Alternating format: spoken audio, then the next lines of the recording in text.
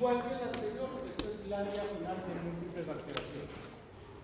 Desde la misma duda que puede llevar a una crónica hasta todas las patologías que vimos acá en el exterior, todas las comunicaciones primarias y secundarias. Y como les decía ahora, este es lo que sucede con el riñón, finalmente un riñón esclerosado y disminuido de tamaño. Sin embargo, profe, ya les mencioné algunas de las excepciones. tengo una pregunta. Por ejemplo, un paciente hospitalizado, y yo le hago una creatinina, por ejemplo, le sale en 2, ¿cierto? Al otro día le sale en 1,5. El otro día le sale, por ejemplo, en 0,9, dentro del rango normal. Tenía una falla renal aguda, pero Si le volcaba lo normal.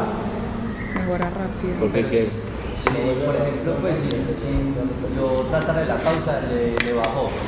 ¿Usted está seguro de que usted no le trató la causa?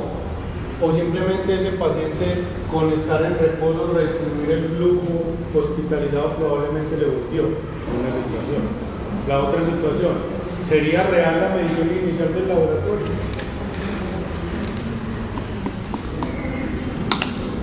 Pero que pueda pasar, puede pasar. Sí. Supongamos que el paciente es sospecho, sale de hospitalización y se hace una normal.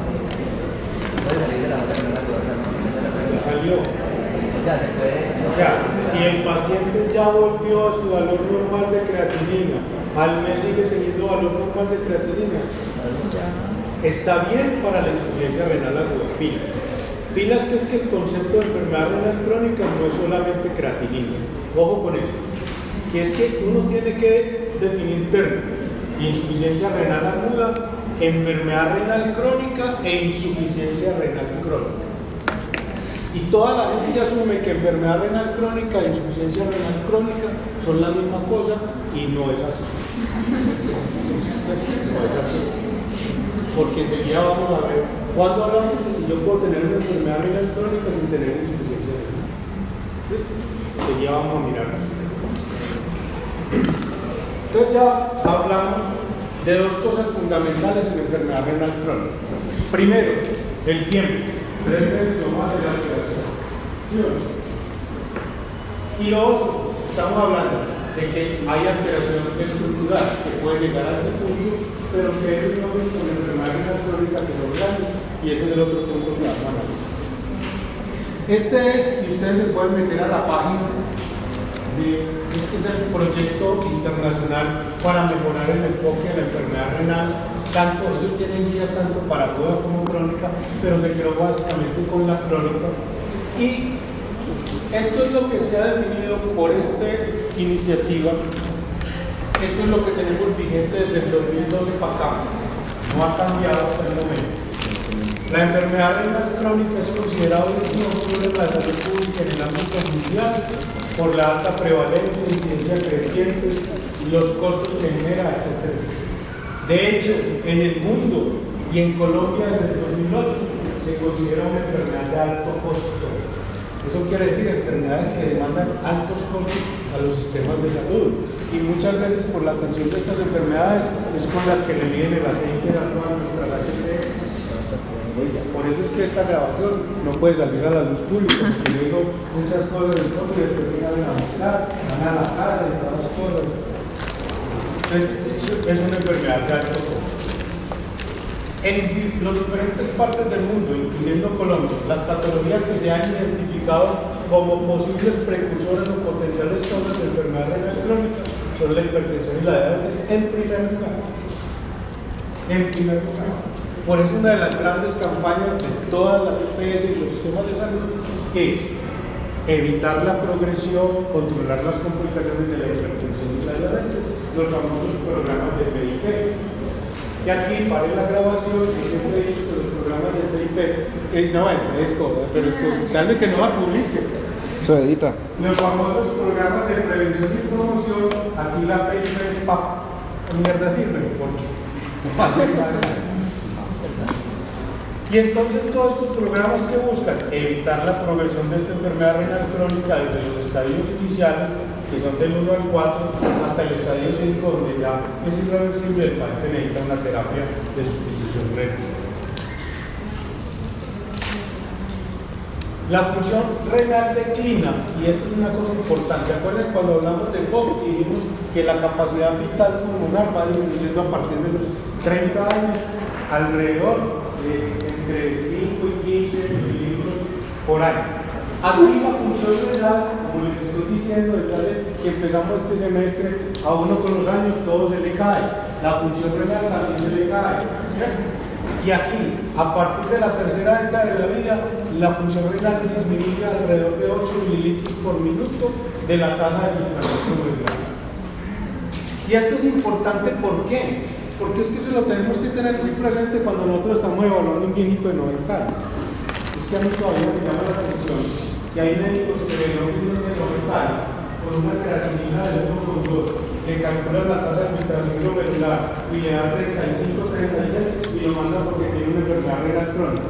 Cuando yo llegue a los 90 años de edad y consulto a uno de ustedes y me van a mandar un nefrólogo porque mi tasa de filtración está por encima de 30, lo capo.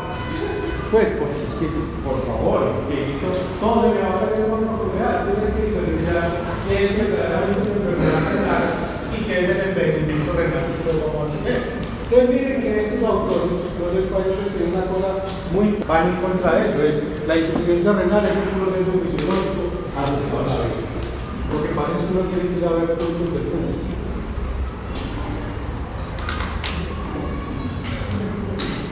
La prevalencia de la enfermedad renal obviamente va aumentada con el envejecimiento y aquí vemos algunas variaciones con relación a la edad desde los 64 a los 80 años. Y además en estas edades aparecen las otras enfermedades, la diabetes, la hipertensión, la dislipidemia, el riesgo cardiovascular, que también van de la mano con la enfermedad renal crónica. Entonces todo se conjuga para llevarlo a uno a que se le caiga el chorro. La enfermedad renal crónica se presenta asociada a 4 patologías crónicas de alta prevalencia, como son la diabetes, la hipertensión, la insuficiencia cardíaca y la cardiopatía. Y entonces, la literatura también ha incluido el famoso síndrome cardiorrenal, para hablar de eso mismo que hay entre corazón y riñón y las alteraciones que se van presentando. Ellos hablan de un síndrome cardiorrenal tipo 1, donde hay un rápido compromiso de la función cardíaca que puede llevar al shock cardiológico, que genera una lesión renal aguda.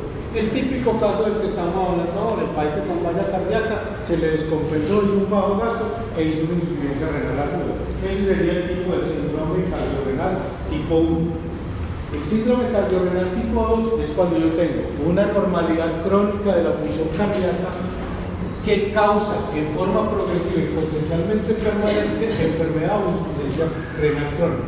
Paciente con enfermedad renal crónica que tiene una fracción de eyección mágica y con el paso del tiempo no le llega buen flujo a ese riñón y progresivamente va entrando en una insuficiencia renal, el tipo 2. La primera era aguda, esta ya es un proceso más lento y un compromiso más crónico. El tipo 3, aquí se cambia, ya lo que falló primero fue el riñón y falló de una manera aguda, es una isquemia renal aguda, una necrosis tubular y esto nos llevó a la alteración cardíaca. Bien sea que por la insuficiencia renal hizo una sobrecarga de volumen y se descompensó la falla, o porque hizo una arritmia por una hipercalemia y le descompensó la falla. Entonces, aquí empezamos. Las dos primeras, el problema inicial estaba en el corazón, en el uno fue rápido, en el otro fue lento. En el tipo 3 el problema empezó en el riñón y llegó al corazón. En el tipo 4 es una enfermedad renal crónica que va contribuyendo al deterioro de la función renal. El paciente con una enfermedad renal crónica se va deteriorando, bien sea por la arteriosclerosis, que mantiene la letra aumentada o sobrecarga de volumen, va llevando a que el corazón se vaya afectando progresivamente.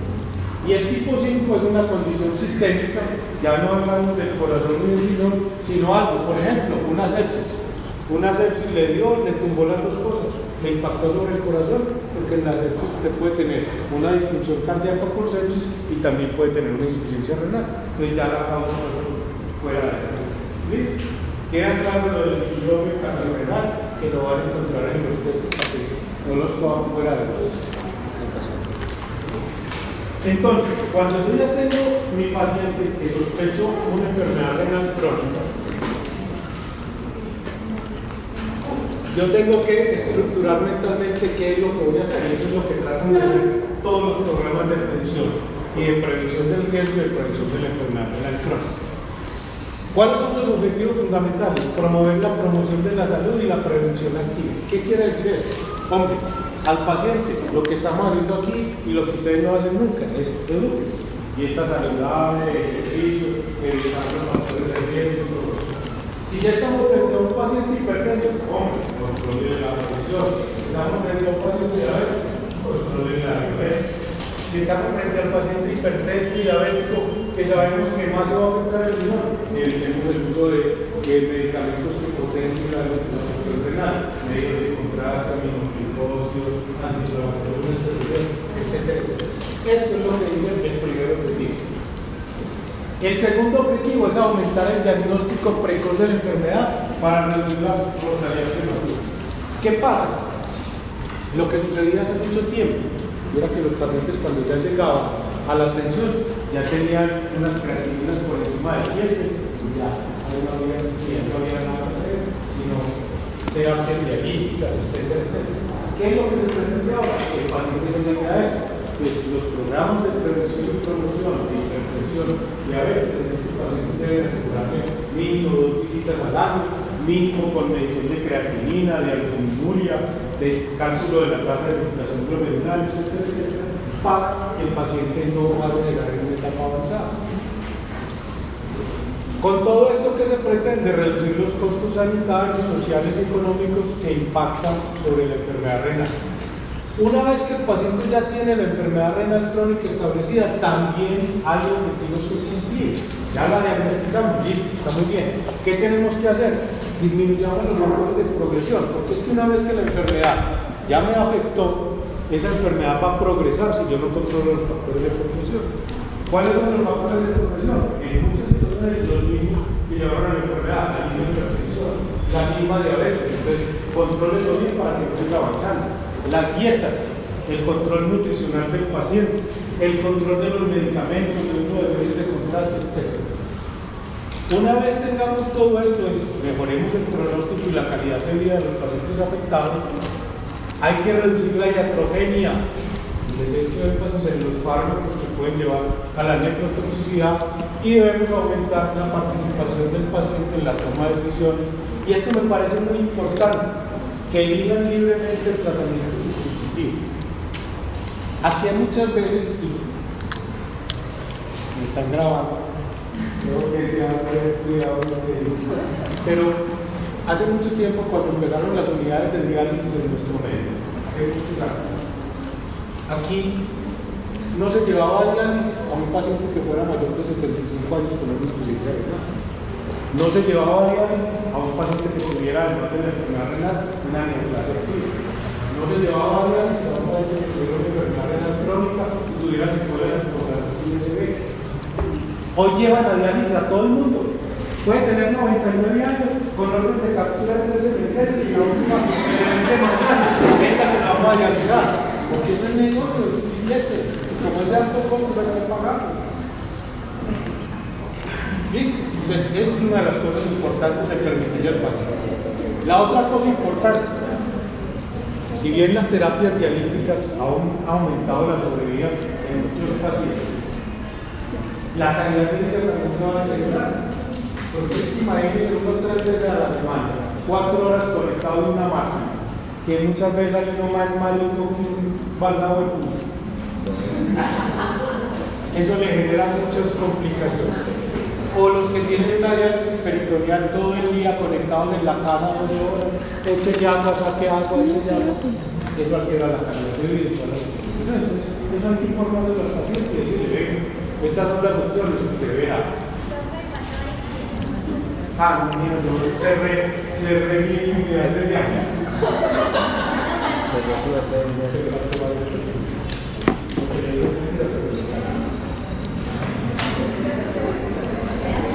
Vamos a dar una empresa. Listo. Muy bien. Entonces, y la otra cosa importante es que el paciente participe. Mire, uno tiene que ser muy claro con los pacientes. Cuando yo trabajaba en una de las empresas y veía gente de estrato 15 para arriba, alguna vez un señor llegó y tenía una enfermedad renal crónica, tenía como 78 años, un tipo muy lúcido, diabético, hipertenso, controlado por el maligno, y ya llegó con una enfermedad renal crónica que había que mandar al electrónico porque vive acá en un plan de diálisis. Cuando me explico al paciente, me dijo, profesor, usted me quiere seguir viendo cada mes, cada 2 meses, yo me lo veo. Pero usted cree que yo voy a dejar a los 78 años las cosas que me gustan toda la vida, de tomarme una botella de vino los fines de semana, sentarme y comer vinos madurados, porque es que no me los puedo comer porque tengo que recibir la dieta. No, entonces ya viví lo que tenía que vivir. Esas son cuestiones racionales. O decirle a un viejito de 98 años, es que lo vamos a dializar a un ya descarado. Pues, por favor. ¿Ah? Un viejito que ya no le para, pues, lo único que va a parar el corazón y usted dializa con la diálisis se le va a parar más rápido. Por eso es importante tener esta condición, que el paciente, la familia, participen de una manera lógica, no es por negocio, crean. Listo, y aquí empezamos entonces, ya tenemos los objetivos, ya sabemos el impacto epidemiológico que tiene la enfermedad renal, ya sabemos cómo debemos abordar para evitar y cómo debemos controlar. Empecemos a definir cosas. Y miren, esta es la definición que tiene el CADIGO desde hace el 2012. Enfermedad renal crónica es un término genérico que define un conjunto de enfermedades heterogéneas que afectan estructura y función del riñón. Entonces ahí viene lo que le decía yo ahora a Sebastián. No es solamente la función, no es solamente que es que yo tengo una creatinina alterada y tengo enfermedad renal. Estructuralmente, si yo tengo una alteración estructural, yo tengo una enfermedad renal crónica. Ojo, estoy hablando de enfermedad renal crónica, no estoy hablando de insuficiencia renal crónica, para que empecemos a diferenciar todo. Esta enfermedad renal crónica tiene una variabilidad en la expresión clínica dependiendo de la hepatogenia, de la estructura del riñón afectada, si es el glomérulo, los vasos, los túbulos, la severidad y el grado de progresión. Eso va a ser variable, ¿cierto? Pero el CADIGO desde el 2002 clasificó la enfermedad renal crónica en estadios según la severidad, y esos estadios eran definidos por el filtrado glomerular, además del diagnóstico clínico. Entonces fíjense que ya tenemos cosas claras. Una enfermedad renal crónica es una alteración estructural y o funcional del riñón que dure más de 3 meses y que la voy a determinar por la tasa de filtración glomerular, una parte. Entonces aquí viene lo otro. Desde el 2012, enfermedad renal crónica, independientemente del diagnóstico, como la presencia de, durante al menos 3 meses, de al menos una de las siguientes situaciones. Ojo, al menos una. Miren, filtración glomerular inferior a 60 mililitros por minuto por metro .73 de superficie corporal o lesión renal. Entonces aquí es donde viene la diferencia.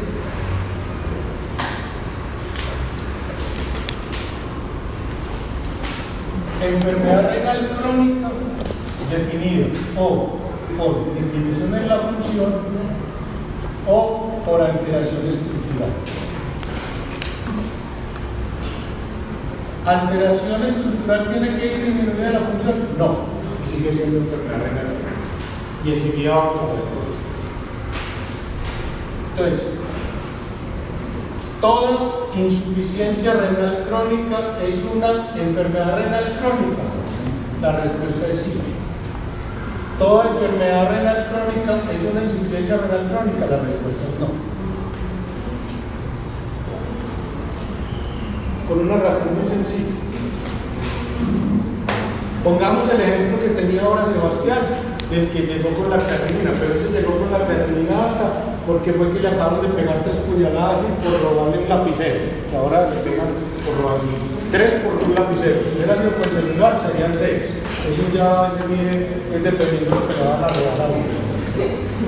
Entonces ese paciente llegó un poquito chocadito y entonces llegó con la creatinina alta, pero mismo llevaron a los cirujanos, a todo el mundo, le pusieron sangre, líquidos y todo eso, y el paciente le mejoró. Pero resulta que lo llevaron a cirugía y le habían chuzado el riñón izquierdo. Entonces, riñón para afuera, se fue en efecto mío.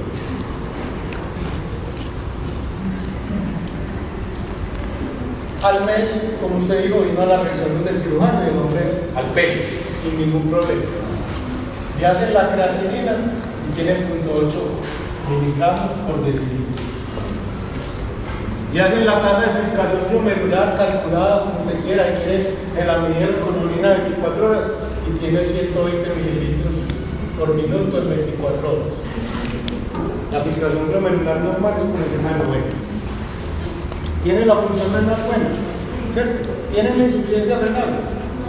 No tiene insuficiencia renal crónica. Pongamos lo que no ha pasado un mes, pongámosle los 3 meses pues para que nos dé el cambio de enfermedad renal crónica, ¿cierto? ¿Tiene este paciente una enfermedad renal crónica? ¿Por qué? Porque cambió. ¿Por qué se tiene aquí? ¿Por qué no tiene sin un riñón? Le sacaron el otro y él venía con 2 de fábrica.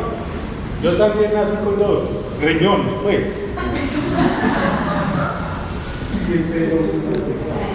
Entonces fíjense que ahí está la alteración estructural. Vamos a otro caso. El paciente diabético, ¿listo? Llegó a su consulta y usted le mide la creatinina, 0.9 miligramos por decilitro. Lo citó a los 4 meses, volvió a los 4 meses, 0.9 miligramos por decilitro. ¿Listo? Está normal, tiene insuficiencia renal. Pero le hace el uroanálisis repetido y le da 3 cruces de proteína. Tiene una proteinuria sostenida en el tiempo. ¿Tiene enfermedad renal? Tiene una enfermedad renal, pero no tiene insuficiencia. ¿De acuerdo a la diferencia? Ustedes fíjense. Entonces, ¿qué es lo que nos va a marcar una verdadera insuficiencia renal? Esto. Ya cuando la tasa de filtración está por debajo de 60, ese sí tiene una insuficiencia renal. Ese sí tiene una insuficiencia renal. El otro tiene una enfermedad renal crónica. El paciente que llegó, que le sacaron el riñón y que tenía una tasa de filtración normal, tiene una enfermedad renal crónica estadio 1. ¿Por qué estadio 1? Porque tiene toda su función conservada, pero estructuralmente está alejado. Lo mismo, al paciente usted le hace una ecografía y le encontró unos riñones poliquísticos, pero la función renal está buena. Ese paciente tiene una enfermedad renal crónica. Entonces, esto es importante en los conceptos. Fíjense que la lesión renal está definida por alteraciones estructurales o funcionales del riñón que pueden provocar potencialmente un descenso de la filtración renal. No lo tiene que producir en el mismo momento, lo puede llegar a provocar, por ejemplo, la proteinuria. Entonces, ¿cómo defino yo esa lesión renal? Miren, lesión renal son alteraciones histológicas. Que es que mi paciente tiene un lupus, yo le vi una proteinuria, la llevé a una biopsia, tiene una nephropatía lúpica, tiene una enfermedad renal crónica por histología. O tiene una glomerulopatía primaria, estas que vimos la vez pasada, la llevaron a biopsia y tiene una glomerulosclerosis focalis alimentaria, tiene una enfermedad renal crónica diagnosticada por qué? Por histología. O indirectamente, la presencia de albuminuria o proteinuria, la presencia de un sedimento urinario alterado, alteraciones electrolíticas o alteraciones de la creatinina que me estén indicando, esas son alteraciones de la función renal que me están indicando que el paciente tiene una enfermedad renal crónica. O lo otro es por técnicas de imagen.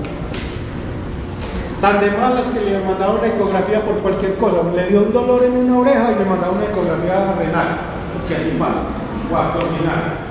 Y el ecografista fue y me dijo, pero es que usted viene incompleta, no tiene ningún riñón. El paciente tiene una enfermedad renal crónica. Porque lo normal es que uno venga con 2 desde chiquito. ¿Sí o no? Con 2. ¿Sí o no?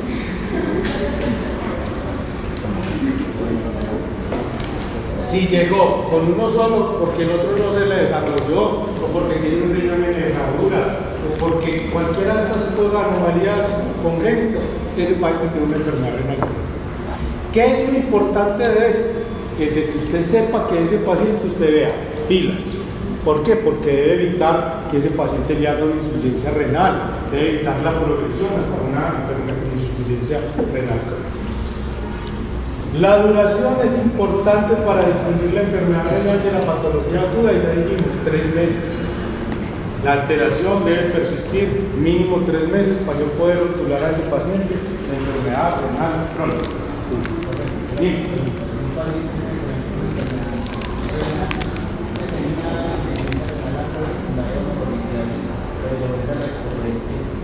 Puede llevar a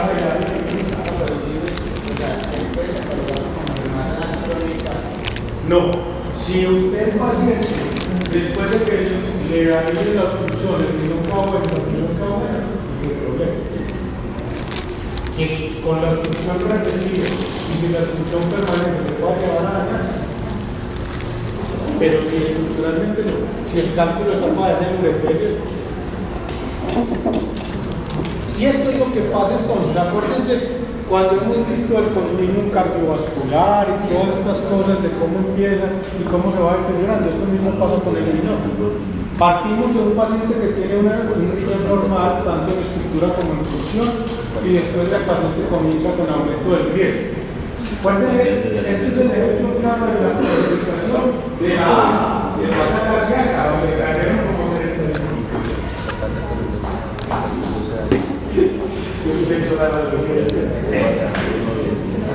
no me miren así. Entonces, el primer estadio es el país que tiene el riesgo. Si nosotros no controlamos el riesgo, va a empezar a tener el daño, luego va a bajar ya la filtración glomerular, o sea que entra ya en una insuficiencia renal aguda y ya después vienen todas las complicaciones. Entonces, dentro de ese contexto de la enfermedad renal crónica, ¿cuáles son los factores de susceptibilidad que tiene cualquier persona para que le dé una enfermedad renal crónica? Lo primero es viral, es que la edad avanzada hace que sea susceptible de tener eso. Por eso yo seguiré siendo con la definición de joven. Todo aquel que tenga la lista de y hasta 5 años más. Ya dijimos que es una enfermedad que va de la mano con la edad. La historia familiar de la enfermedad renal crónica. ¿Por qué? Porque hay muchas de estas enfermedades que tienen agregación familiar. Ya dijimos, ¿cuál es la principal causa de glomerulopatía primaria en el mundo? No, glomerulopatía primaria. No.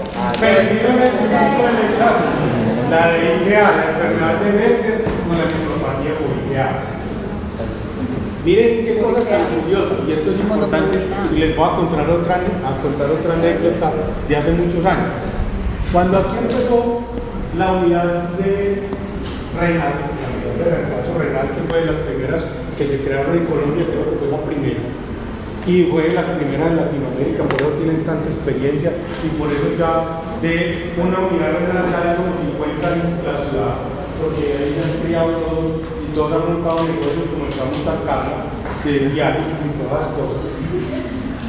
Cuando empezaron las publicaciones de esta unidad, fíjense lo más curioso y lo que sucedía en la era que cuando llegaban a las unidades renales, eran los pacientes que tenían glomerulopatía primaria. Entonces, por eso aquí hace muchos años salió un estudio donde decía que la principal glomerulopatía que había en Colombia, o en esa unidad renal, era la esclerosis focal segmental. Esa era una de las mentiras más grandes. ¿Qué era lo que pasaba? Que los diabéticos no llegaban a ver. Los diabéticos hacían enfermedad renal y se morían. Que no llegaban a ver. Entonces, ¿cuál es la principal causa de neuropatía en el mundo? Eso iba en contra de lo que decían esas estadísticas. Lo que pasa es que esas estadísticas hacían referencias a la glomerulopatía primaria, que eran las que llegaban a estas unidades renales al principio. Viene lo otro, la masa renal disminuida, el que se le atrofió el riñón, le sacaron uno y todas estas cosas. El bajo peso al nacer, la raza negra, que se ha controvertido, pero se dice que los pacientes de raza negra tienen menos nefronas que los de otra raza y que por eso afectan más de la hipertensión, de la enfermedad renal y todas estas cosas. La hipertensión arterial, la diabetes, la obesidad, el nivel socioeconómico bajo impacta más a estas personas. Dime. Porque parece que sucede lo mismo con los pulmones, no se desarrollan adecuadamente los órganos, entonces quedan como bajitos de unidades funcionales por decir algo. Listo, entonces fíjense, vemos aquellos factores que hacen susceptible a cualquier persona de sufrir una enfermedad renal crónica que nosotros debemos estar pendientes para ir detectando los problemas. Pero también existen los factores iniciadores del daño renal directamente. ¿Cuáles son estos? Pues todas las enfermedades que nos van a causar enfermedad renal, todas las autoinmunes que ya vimos, las infecciones sistémicas que pueden afectar el riñón, las infecciones urinarias recurrentes, la litiasis renal cuando no se controla adecuadamente y lleva a una hidronefrosis, la obstrucción de las vías urinarias, los nefrotóxicos, la hipertensión, la diabetes y la tuberculosis. Entonces, esto es lo otro que nosotros tenemos que saber. Factores de susceptibilidad, factores que dañan el riñón. Lo otro, si yo ya tengo mi paciente con la enfermedad renal establecida, ¿qué me va a hacer que mi paciente me progrese, que le hace más el riñón? Todas estas cosas. La proteinuria persistente es una de las primeras medidas en el control del paciente con enfermedad renal, sobre todo cuando estamos en una clasificación 3 hacia allá, y enseguida vamos a ver la clasificación. Esto parte de estudios que se hicieron hace muchísimos años, como en 1900, empezando, poquito, que eran unos estudios que se hacían con unos ratoncitos. A estos ratoncitos se les sacaba un riñón y casi que las quintas partes del otro, la daban con un pedacito de riñón. Y dividían esos grupos de ratoncitos en dos. A uno le daban una dieta normal y a otro le daban una dieta baja en proteínas. Y veían que los que tenían dieta baja en proteínas se demoraban mucho más tiempo en hacer una insuficiencia renal. La carga proteica, y por eso la proteinuria que vimos la vez pasada es tan importante, porque esa carga proteica es la que va a ir dañando más el riñón.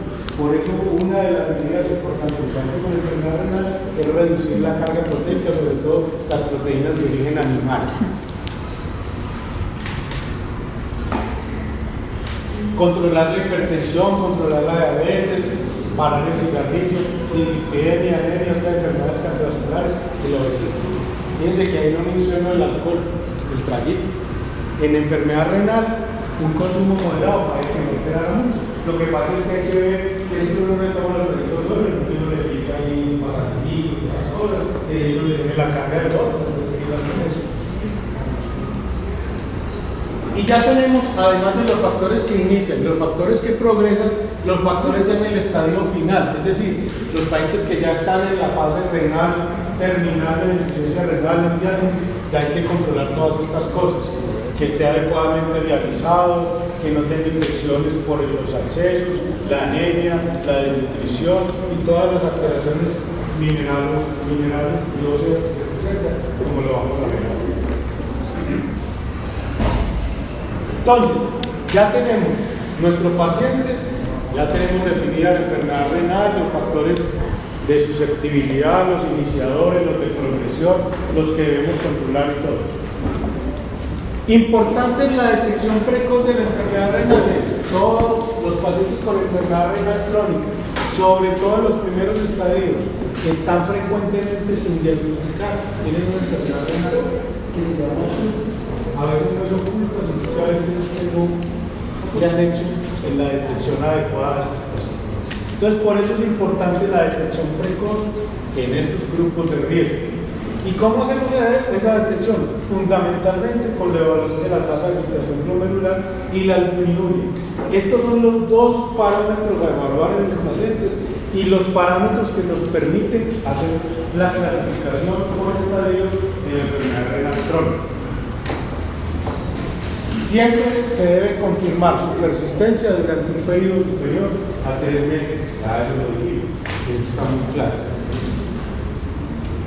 Una disminución de la filtración glomerular debería ser interpretada considerando la probabilidad de presencia o no de enfermedad según la situación clínica del paciente. Ojo con eso, que muchas de las fórmulas que tenemos no se aplican a diferentes grupos de edad, entonces hay que contextualizar frente a qué paciente estamos y cómo lo estamos abordando.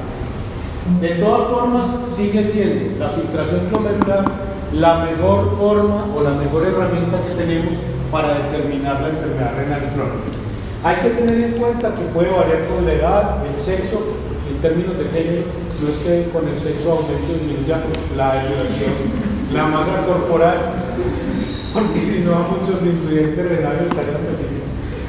La situación, esto es lo normal, entre 90 y 140 mililitros por minuto por metro por 1.73 metros cuadrados de superficie corporal en adultos sanos. Esta es la tasa de filtración promedio. La concentración sérica de creatinina que utilizamos para evaluar la función renal también es útil, pero se ha visto que incluso cifras de creatinina dentro de intervalos normales pueden corresponder a tasas de filtración baja. Pacientes desnutridos con baja masa muscular pueden tener creatininas falsamente normales cuando su tasa de filtración en verdad está disminuida. Entonces hay que tener en cuenta esta situación. ¿En quiénes se recomienda hacer la detección precoz? Pues en todos los que tengan factores de susceptibilidad para enfermedad renal, que son todos estos mismos que ya mencionamos, enfermos con enfermedades cardiovasculares, mayores de 60 años, diabéticos, etcétera, etcétera. ¿Y cómo hacemos la estimación de la tasa de filtración glomerular? Hoy en día lo que está aceptado por el consenso médico y al que se han unido con nosotros es hacerlo con la medición de la fórmula conocida como CKD.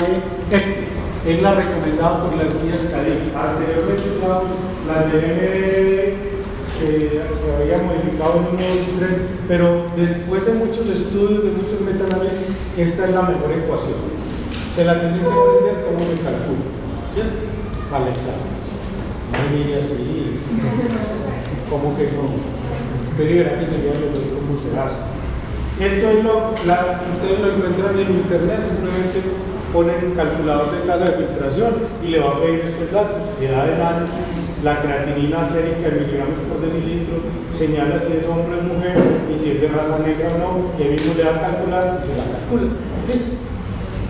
La puede encontrar en inglés, en español como esta, en chino, en mandarín, hay en todos los idiomas por si alguno quiere. Esto es lo que ustedes tienen que aprender con la literatura. Mentira, por eso existe el internet, por eso están las calculadoras, porque nadie va a hacer esto, ¿cierto?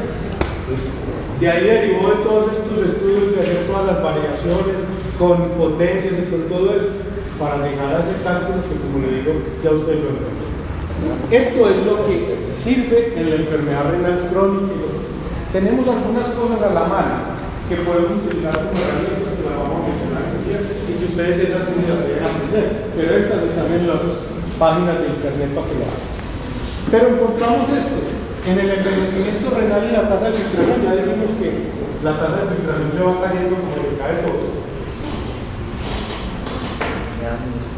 Y alguien se inventó esta fórmula de cómo decir cuál es la tasa de filtración esperada para la edad. Entonces dijeron, la edad menos 30 da un valor X y 90 menos ese valor le da esto. Por ejemplo, si nosotros tenemos un paciente de 70 años, esto sería 70 menos 30 igual 40. 90 menos 40, podemos decir que para ese paciente de 70 años sería esperable que tuviera una tasa de filtración de 50 mililitros por minuto por metro. Esto es un valor folclórico, esto es cálculo hacia el azar. En realidad esto se aplica dentro del contexto académico de la enfermedad renal crónica. No, esto se aplica para cuando usted tenga un paciente de 80 años y 90 años, pues calcúlele más o menos cuánto esperaría que se tuviera a que no lo va a demandar sin necesidad. Y la otra que utilizamos es la fórmula de Cockcroft-Gault, que se puede emplear también para calcular la tasa de filtración glomerular, que hoy en día nos la han dejado más para hacer el cálculo de la dosificación de medicamentos nefrotóxicos, antibióticos y todas las cosas, pero que en un momento determinado la podemos utilizar. Incluso en los viejitos mayores de 85 años, las otras fórmulas ofrecen mucho problema. Entonces probablemente la tasa de filtración por Cockcroft nos pueda servir. Y acuérdense que se calcula 140 menos la edad sobre la creatinina sérica por 72, todo multiplicado por el peso del paciente, y si es mujer, el resultado se multiplica por 0.85.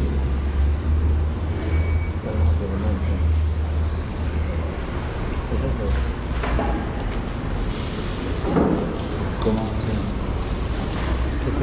De todas formas, todas estas cálculos y todo eso es muy Es muy fácil. el paso Eso no lo aprendimos en el paro. es decirle al paciente, mandarle la orden, vaya al laboratorio que le hagan una ¿qué es lo mismo de la proteína? La primera orina de la mañana, el paciente se fue, orinó, botó esa primera orina y a partir de ese momento empezó a recoger hasta el otro día a la primera orina de la mañana, la recoge, sale con sus garrafoncitos para el laboratorio, de orina, no crean que es jugo, y allá le van, los entregan, le sacan la sangre, le hacen el calcio y ya le vienen a hacer jugo. ¿Esta es exacta? No, tiene sus variaciones, pero es lo que nosotros deberíamos utilizar una vez que al paciente le hayamos hecho el cálculo y determinemos que tiene una enfermedad renal. Como les decía, las ecuaciones para la filtración glomerular es inadecuado en una serie de situaciones como son personas con pesos corporales extremos, desnutridos u obesos, personas que siguen dietas especiales como los vegetarianos, o los, ¿cómo se llaman ahora? Veganos y hay vegetarianos, veganos, yo no. Yo, si no hay carne en la comida, no como. Personas con alteraciones de la masa muscular, por lo que les decía ahora, en los menores de 18 años, enfermedad hepática grave, mujeres embarazadas, en insuficiencia renal aguda, y en todas estas situaciones puede haber alteración con esta aplicación de fórmulas, entonces por eso a veces se recurre a la medición en el laboratorio. Y el otro punto de detección para la clasificación de la enfermedad renal crónica es la albuminuria. Acuérdense que hablábamos cuando mencionamos de proteinuria, que para algunos hablar de microalbuminuria o macroalbuminuria ya se ha abandonado y hablan en términos generales de albuminuria. Y que la albuminuria no solo es marcador de la nefropatía diabética, no es solamente un marcador de la enfermedad renal crónica, sino que ya se ha constituido como un factor de riesgo cardiovascular. Entonces, en esa microalbuminuria tenemos estos valores que son los que se hacen generalmente, bien sea por la relación con la creatinina sérica, que es básicamente lo mismo, o la medición en orina de 24 horas. Normales por debajo de 30 miligramos por gramo, microalbuminuria entre 30 y 300 y macroalbuminuria por encima de 300. Con esos dos parámetros, la tasa de filtración y la albuminuria, en ese paciente que nosotros ya analizamos, que ya estudiamos, que le hicimos todo nuestro análisis para una enfermedad renal crónica, llegamos a la clasificación vigente. ¿Cuál es la clasificación vigente de la enfermedad renal crónica? Esta. Clasifica en 5 estadios dependiendo de la tasa de filtración glomerular.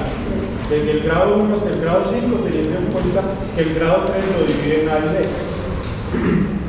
Miren, este es el paciente que tiene una tasa de filtración normal, está por encima de 90. Pero ¿qué tiene el paciente? Puede tener albuminuria, puede tener proteinuria, puede tener falta de un riñón, cualquier alteración estructural. El estadio 2 está entre 60 y 89, está ligeramente disminuido. Y el estadio 3A, de aquí para abajo, donde nosotros verdaderamente empezaríamos a hablar de una insuficiencia renal, por debajo de 60 mililitros. Y ahí tenemos el 3A de 45 a 59, el 3B de 30 a 44, el grado 4 que está entre 15 a 29 y el 5 que se considera ya la falla renal terminal, que es con tasas de filtración por debajo de 15, que es un paciente ya para terapia de reemplazo renal para diabetes. Y con la albuminuria tenemos el A1, el que no tiene albuminuria, está normal, el A2 que está entre 30 y 300, o sea una microalbuminuria, y el A3 que tiene ya una macroalbuminuria o una proteinuria. Estos colores ustedes los van a ver en el consenso. ¿Qué les está diciendo sus colores? Simplemente les están indicando la severidad y dónde se deben manejar estos pacientes. Estos pacientes son de atención en primer nivel. El médico va a decir, ¿qué es lo que se queda con estos pacientes? Hombre, vigílenlo. No le den nefrotóxicos, díganle que se cuide, que no consuma muchas proteínas de origen animal, que no consuma antiinflamatorios, todas cosas para evitar que llegue al gas. ¿De acuerdo? Entonces, dependiendo de estos niveles, vamos estadificando la severidad y los niveles de atención de emergencia. Hasta ahí, vamos claro. Clasificación. Entonces, a los pacientes con riesgo de enfermedad renal crónica para el diagnóstico le debemos realizar una determinación de la filtración glomerular por la fórmula que ya recomendamos, que es la que tiene mayor exactitud y que proporciona ventajas adicionales sobre las otras fórmulas empleadas. Se debe hacer la determinación de la albuminuria, ya sea por el cociente de creatinina o por la medición de la microalbuminuria en 24 horas, y siempre se debe pedir el seguimiento de urina. Acuerden que vimos cuando hablamos del uroanálisis que hay cilindros serios y alinos que nos indican ya una alteración renal crónica. Lo primero que debemos plantearnos es si se trata de una enfermedad renal crónica o es una enfermedad renal aguda. Ya dimos pistas, es lo mismo que lo tema pasado. Y una vez que nosotros detectemos y clasificamos la enfermedad renal crónica, debemos completar todo el proceso diagnóstico determinando qué comorbilidad tiene el paciente, qué factores de riesgo podemos corregir, etc.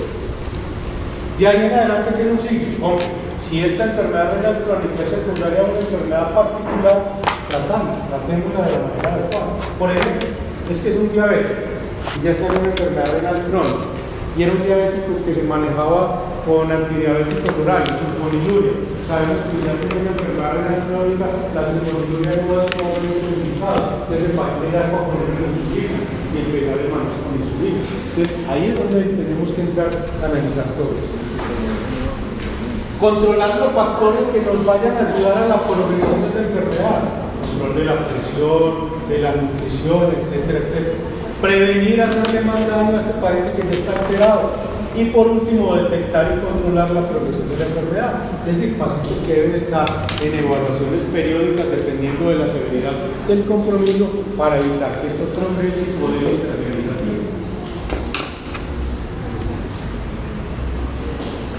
Esto todo lo debemos incluir en la evaluación inicial del paciente, la glucosa, la creatinina, el nitrógeno, calcio, fósforo, todas estas cosas, y algunos otros exámenes que vamos a pedir dependiendo de las necesidades que estemos pensando en cada paciente.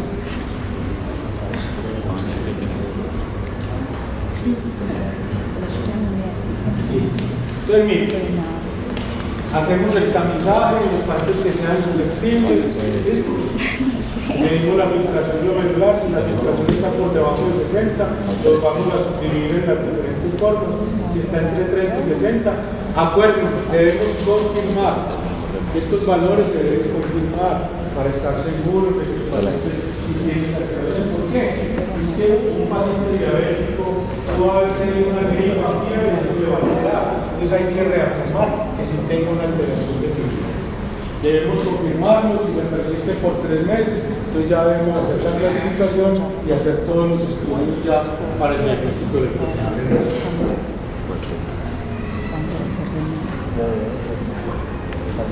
Decidir la interconsulta con el especialista de nefrología. ¿Cuándo definimos nosotros? Vea, este paciente tiene que ir para el especialista. Ustedes, cuando terminen como médico general o los médicos de la atención del primer nivel, cuando este paciente tenga ya no una microalbuminuria, sino que tenga una franca proteinuria, este paciente tiene que tener una alteración significativa, este paciente de entrada ya amerita una intervención especializada.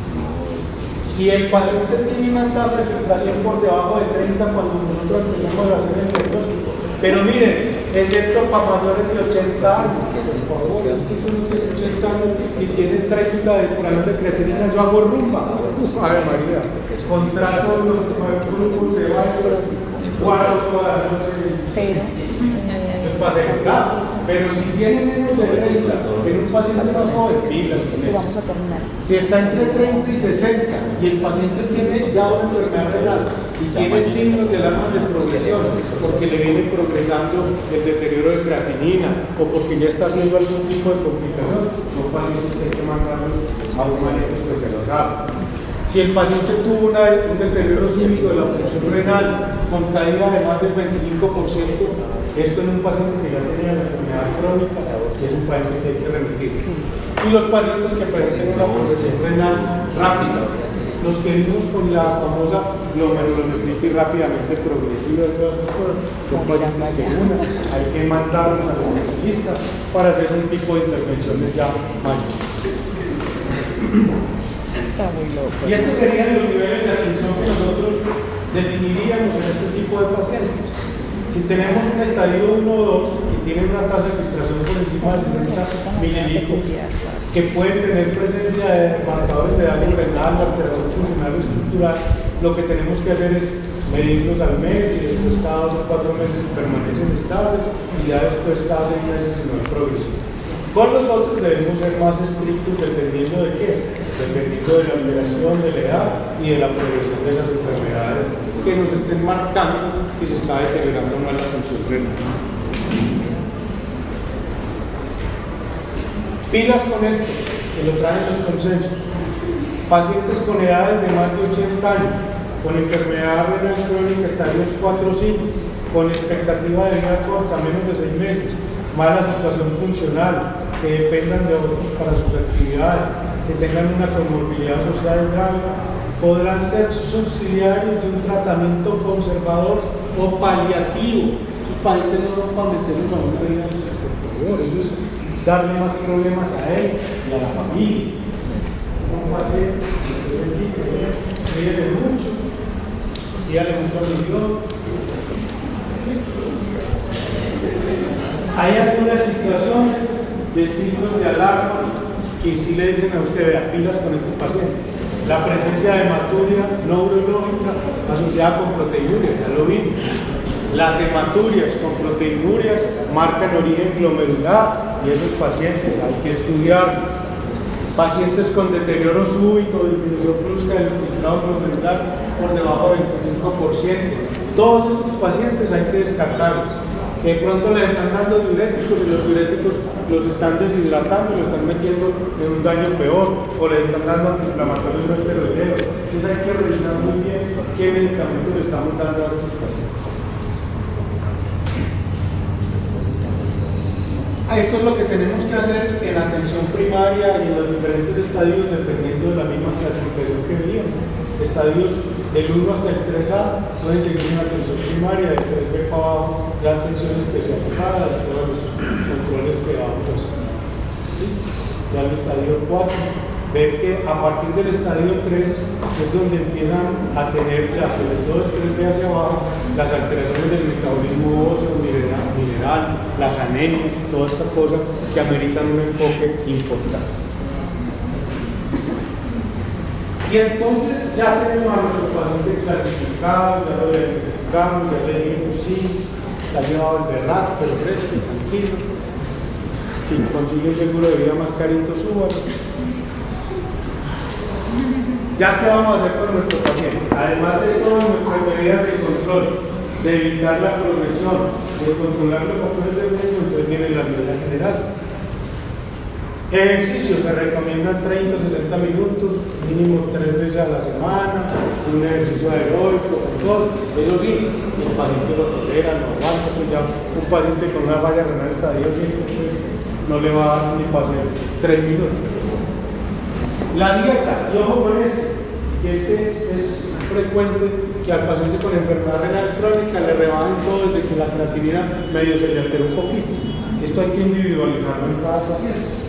Por decir algo, en los estadios 1 a 3, que está de moda quitarles el sodio a todos estos pacientes, si esos pacientes son hipertensos, tienen una falla cardíaca, sí, restringales el sodio, pero si no, no tiene por qué restringirse. En los estadios más avanzados, del 4 a 5, ahí sí hay que hacer la restricción de todas.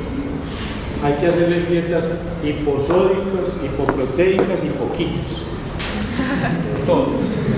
Hipoglucemia, todo lo que requiere el paciente.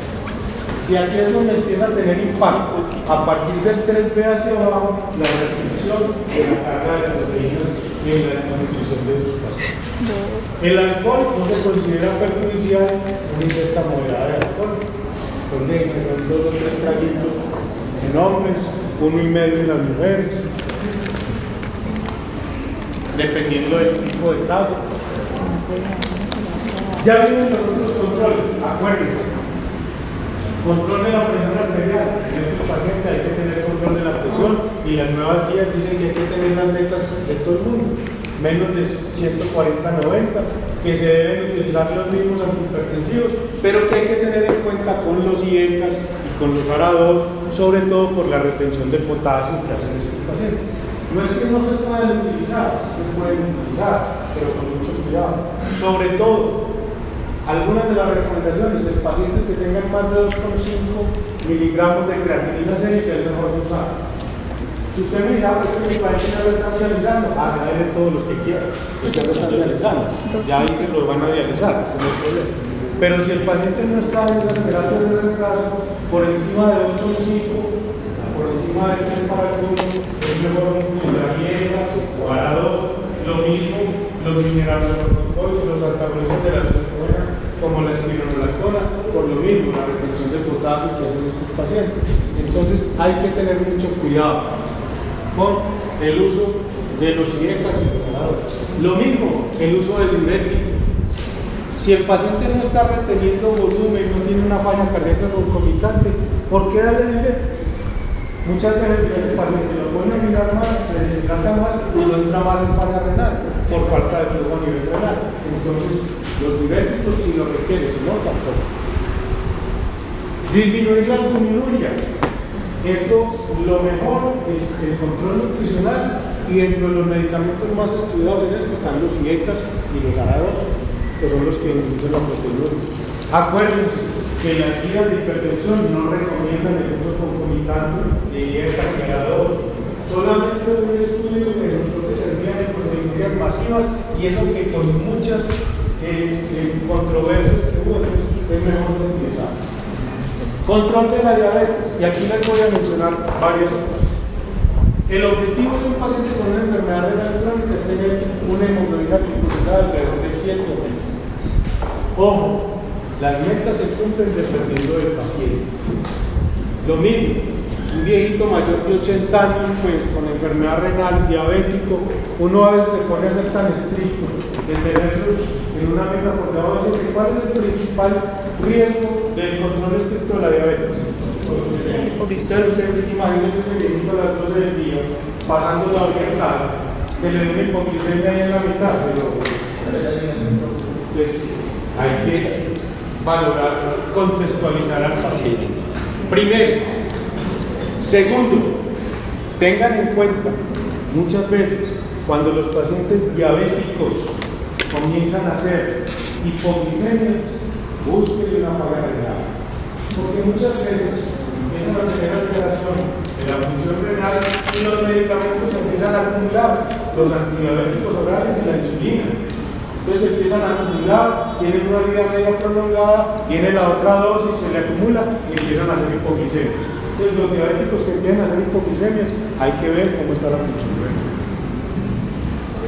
Tercero, los pacientes diabéticos con enfermedades renales dependiendo de la transformación, podemos utilizar antidiabéticos orales. Las sulfonilurias, solamente la gran mayoría están recomendadas con depuraciones de creatina por encima de 60. O sea, cuando la creatinina está por debajo de 60, ya las sulfonilurias no son adecuadas. La metformina la podríamos utilizar hasta un estadio 3, más o menos, por ahí del 3A. Ahí podemos utilizar metformina. Por debajo del 3B, la metformina tampoco estaría indicada. Los nuevos antidiabéticos, como son las inhibidores de FGF4, las gliptinas y todas esas cosas, algunas, sobre todo la linagliptina, se podría utilizar hasta con una concentración de 30 mililitros. Los otros no se deberían utilizar. ¿De acuerdo?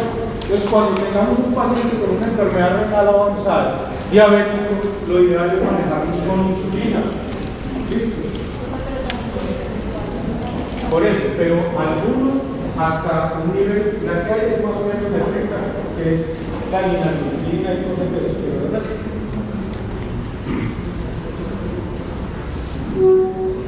La dieta. Hay que reducir el consumo de sodio, sobre todo en los estadios avanzados y en los pacientes que tengan hipertensión y falla cardíaca. Reducir el consumo de proteínas, y todo el manejo con las grasas, etc. Evitar antiinflamatorios no esteroideos, antibióticos, aminoglicósidos, medios de contraste, etcétera, etcétera. En cuanto a la anemia, que viene a ser la otra complicación y ha sido muy controvertida en la diabetes, los pacientes con enfermedad renal hacen una anemia que es multifactorial.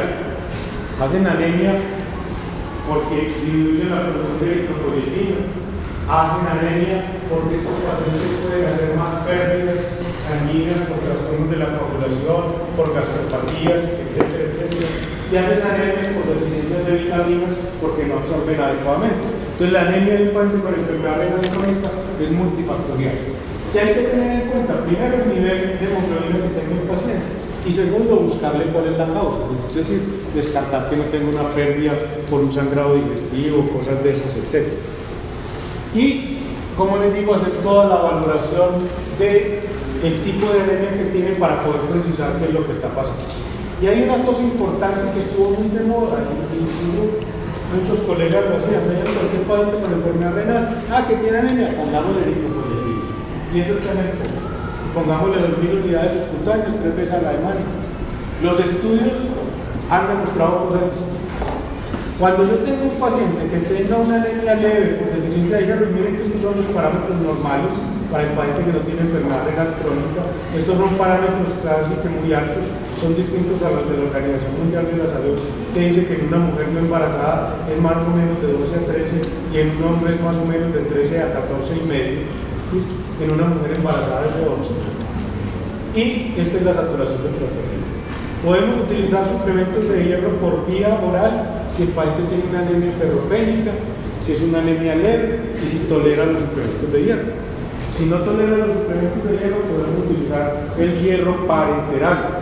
Pero esto tampoco es como hace mucha gente que lo pone muy liberal. Le manda la ampolla y lo pone en la casa de los pilas. Que el hierro parenteral hay que ponerlo monitorizado, no se puede poner todos los días, se debe poner día por medio, cada 48 horas, porque puede tener efectos adversos serios en cualquier paciente, no solamente en el paciente con enfermedad renal.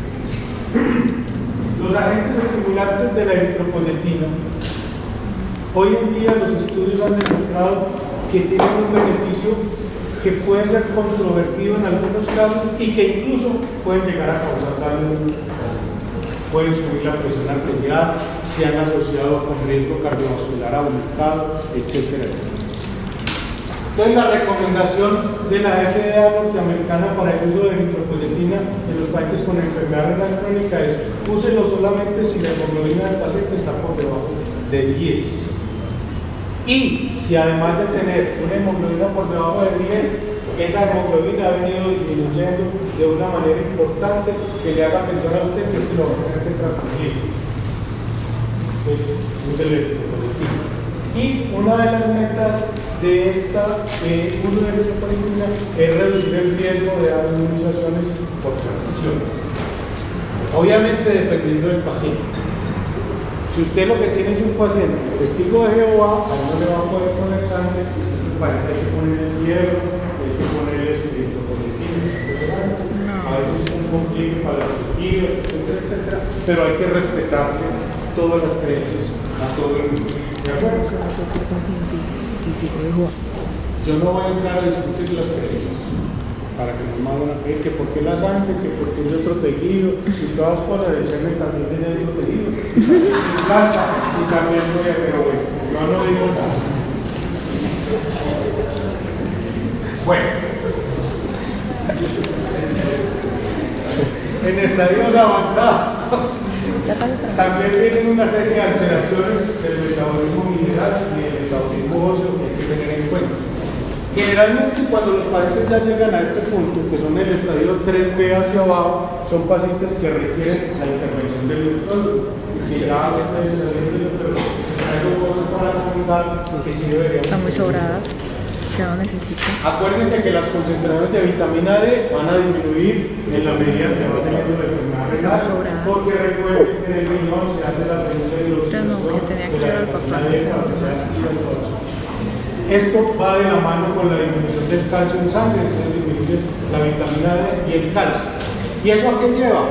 A que se estimule la paratormona. Entonces estos pacientes hacen un hiperparatiroidismo secundario por disminución de esto. Que todas las cosas son buenas, porque ese hiperparatiroidismo lleva a que se dé una alteración ósea, se den calcificación en diferentes sitios que no deben estar y se vaya perdiendo el calcio del hueso. Entonces todas estas alteraciones hay que empezar a corregir. Y como el metabolismo del calcio va muy de la mano con el fósforo, entonces también hay que tener cuidado en el metabolismo del fósforo de estos pacientes que tienen enfermedad renal. Ya habíamos dicho que la glándula tiroides para qué sirve, qué es lo que pasa cuando aumenta. Aumenta la resorción del calcio en el hueso, todas estas cosas, se da un aumento en la excreción urinaria del fósforo. ¿Cómo podemos evitar todo esto? Entonces, fíjense que estamos dando cosas puntuales en el paciente con enfermedad renal crónica. Controlar las enfermedades de base, la diabetes. Controlar la dieta, controlar el sodio, los que se va a controlar. ¿Qué más tenemos que hacer? Controlar la anemia. ¿Cómo? Suplementos de hierro. Si de pronto documentamos una deficiencia de vitamina D3 y vitamina B12. Si de pronto requiere inmunoglobulina, en los casos que mencionamos de la pandemia. ¿Qué más tenemos que darle al paciente con enfermedad renal? Por este problema del calcio y la vitamina D, hay que darle calcio y vitamina D. ¿Listo? Entonces le damos vitamina D, los preparados que hay ahora, o en el calcio que hay POS. Damos el calcio. Hacemos restricción de fósforo en este paciente. Generalmente este fósforo es el que deriva de los alimentos, sobre todo los madurados, los empacados, los conservados, los que hay que restringir. Las alteraciones óseas, y miren todas las alteraciones óseas que puede presentar este paciente. Puede por el hiperparatiroidismo secundario, el recambio óseo elevado, el problema de calcio, hay osteomalacia, por lo mismo se forman calcio de hueso anormal, hay enfermedades óseas adinámicas, es decir, que se frena el metabolismo del hueso, y hay enfermedades óseas mixtas que se van dando con todas estas alteraciones conjugadas. Entonces, en estos pacientes, como les digo, es tratar de evitar que lleguen a estos estadios y corregir este tipo de cosas. ¿Cómo lo hacemos? Miren el nivel de calcio que debemos tener. Debemos dar, esta es la fórmula para hacer el calcio corregido, que se debe corregir con relación a la albúmina del paciente. Este es calcio en sangre más 0.8 por 4 menos la albúmina que tenga el paciente. ¿Cómo se hace esto? Dándole preparado de calcio al paciente, carbonato de calcio, que es lo que tenemos en el fósforo. Este es el fósforo. ¿Listo? Y por lo general se recomienda restringir el fósforo en la dieta de todos estos alimentos conservados, etc. Se pueden restringir los niveles de hormona paratiroidea con la restricción del fósforo, con el suplemento de vitamina D, sus análogos, y con el suplemento de calcio. ¿Listo? Hasta ahí va. Otra cosa que va a presentar el paciente en la medida en que avanza la enfermedad renal es la acidosis metabólica. ¿Por qué? Porque contribuyen todas estas alteraciones que se están presentando en el paciente, además de que hay una excreción de ácidos que está reducida, lo mismo que la síntesis de bicarbonato. Entonces estos pacientes pueden tener acidosis que usualmente cuando usted mantiene una adecuada hidratación y control se corrigen fácilmente. Si no, a los pacientes se les puede mandar suplementos de bicarbonato por vía oral para tratar la acidosis cuando el paciente lo requiere. El otro punto es la hipercalemia o la hiperpotasemia, que se va presentando con los pacientes. Y aquí en la hipercalemia entonces vamos a tener que contar primero con el valor del potasio y segundo con las alteraciones, sobre todo electrocardiográficas. Alteraciones que usualmente se presentan con niveles de potasio por encima de 6. Por debajo de 6, muy pocas veces va a tener alteraciones del potasio. ¿Qué hacemos en estos pacientes con una hipercalemia que tengamos que intervenir? Lo primero, una ampolla de gluconato de calcio que no les va a bajar el potasio. Eso no es para bajar el potasio, es para estabilizar la célula miocardica para que no vaya a sufrir con las arritmias de esto. ¿Qué otra cosa podemos hacer? La famosa solución polarizante, que es ponerle destroza con insulina, 500 cc de destroza al 10 con 10 o 15 o 20 unidades de insulina. Incluso si el paciente, esto para el paciente que es diabético. Algunos dicen que si el paciente no es diabético, por la sola destroza es suficiente porque va a estimular la producción de insulina si tiene un páncreas. Entonces usted le pone esta solución polarizante, que ¿qué es lo que hace? Con la insulina arrastra la glucosa, la mete a la célula y arrastra el potasio y lo mete a la célula, la hiperpotasemia. ¿Qué otra cosa puede hacer? Las famosas resinas de intercambio iónico, dentro de las que se encuentra el canexalato, que son sustancias que se han tomado para que a nivel intestinal produzcan un barrido de ese potasio y lo expulsen de la manera fecal, no permitan que se absorban. ¿Qué otras cosas podemos utilizar? Las cosas cuando no tenemos nada de estas cosas tan sofisticadas como el cayexalato y la resina de intercambio iónico, denle un laxante. Por ejemplo, denle Ceagarol. ¿Sabes qué es Ceagarol?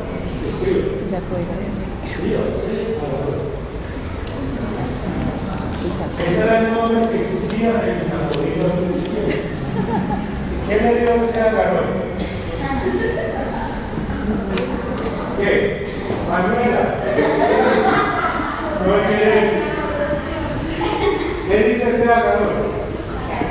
Eso es lo que hace un laxante. ¿Qué hace un laxante? Eso. Desgenera diarrea.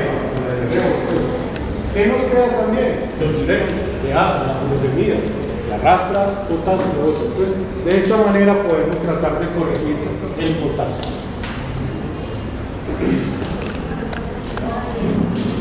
Diálisis.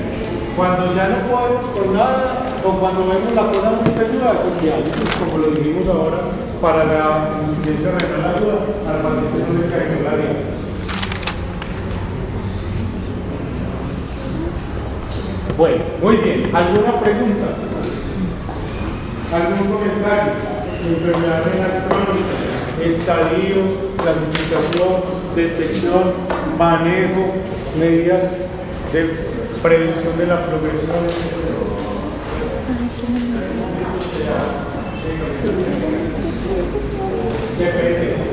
Depende de lo que tiene el paciente. Si el paciente además tiene el riesgo cardiovascular importante, pues usted debe darle agregarse como el todo el paciente. Si el paciente además tuvo una enfermedad trombocólica, eso también con un tromboembolismo, esto es para el anticoagular, solo que con qué? Con guarpamina. Y si está hospitalizado, lo ideal sería o con heparina, no nada, o con enoxaparina.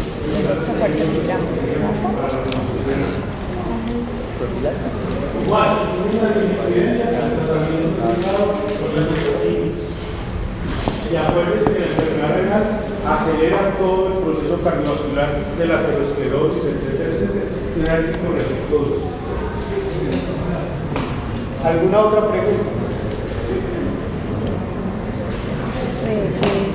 Entonces, los elegidos, por favor, se desplazan. Cosa que les digo, yo no me hago responsable sino a mí me llaman y digo, de otro,